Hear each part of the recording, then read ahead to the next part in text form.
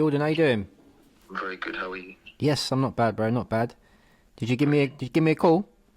Yes, yeah, I did. I sent you a text as well. I don't know if you picked it up. Yeah, just catching up with the sort of people. I had agents and stuff like that for you as well. So I'm just catching up, really, Yeah. Cool. and seeing what you're saying, really. Yeah, cool. No worries, no worries. Just having a look at it. Seems like it's a nice property. It's in good condition and stuff. You've obviously taken care of it, which is good. I'm not sure if it's going to be the right fit for us going forward. Only because, well, normally with us, we have to operate within the certain rules within Newport, right? So there's the Article 4 that's in place in Newport, and we can't really have any more than 2 unrelated people living in there. Oh, okay. I'm not sure if you rented it out previously like that. I think I just rented it to a single person, basically. Well, with a family, shall I say? Yeah. I think that would probably be best for it, just because, I mean, if you'd asked me 7 years ago, I probably would have been happy to give it a go, but I just think at the moment, legally, we wouldn't be able to rent it to more than 2 people. And the price point that you're at the moment on there, I think you're at 1,600, aren't you? Yeah.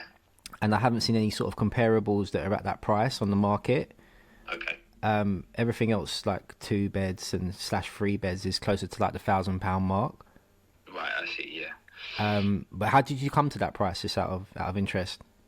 Well, so basically, I did have it let on before, close to that, and I did get a couple of offers last year for around the 1,500 mark. Okay.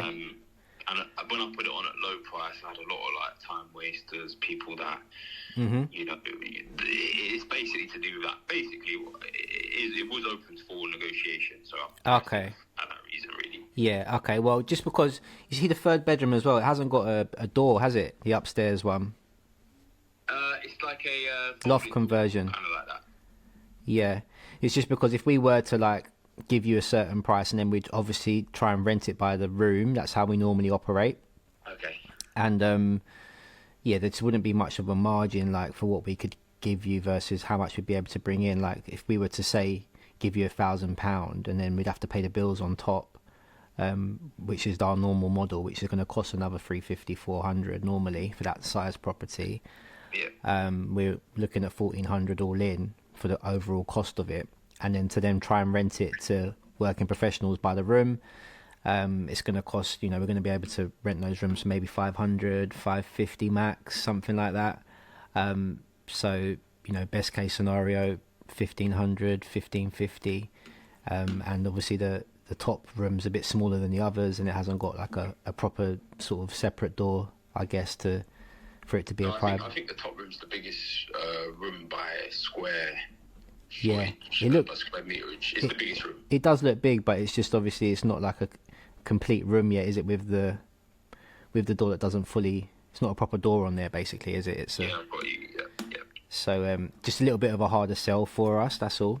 Okay.